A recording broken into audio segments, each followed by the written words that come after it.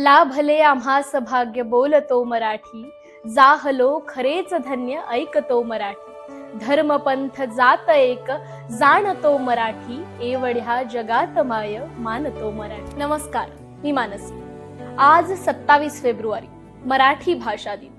पण आजचा दिवस फक्त भाषेचा नसून त्या शब्द सम्राटाचा आहे ज्यांनी मराठीला नवसंजीवनी दिली। आज कवी, नाटककार आणि विचारवंत कुसुमाग्रज यांचा जन्मदिवस। आपण सगळे मराठी बोलतो, पण मराठी जगायला शिकवणारे कुसुमाग्रज होते। पण मंडळी, आपली मातृभाषा मराठी खरंच अभिजात झाली आहे का हो? की फक्त कागदावर अभिजात आणि प्रत्यक्षात उपेक्षित? आज आपल्या महाराष्ट्रातच मराठी हळूहळू एका कोपऱ्यात सरकत चालली आहे। गेल्या 2 वर्षात तब्बल 255 मराठी माध्यमाच्या शाळा बंद झाल्यात आणि जवळपास 2000 शाळा बंद होण्याच्या उंबरठ्यावर उभ्या आहेत। कारण काय? कमी पटसंख्या आणि पालकांचा वाढता इंग्रजी माध्यमाकडचा कल। आपल्याला मराठीचा अभिमान आहे, हो, पण तो अभिमान फक्त 27 फेब्रुवारी पुरताच जागा का होतो?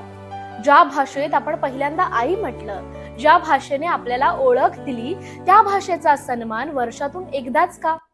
क्रांतिज्योती विद्यालय मराठी माध्यम हा चित्रपट सगळ्यांनी पाहिला, कौतुक केलं, भावना व्यक्त केल्या, पण फक्त टाळ्या वाजवल्याने शाळा वाचतात का? आजही हजारो मराठी शाळा अस्तित्वासाठी झगडतायत आणि जर शाळाच बंद होत गेल्या तर उद्या मराठी जगेल तरी कशी?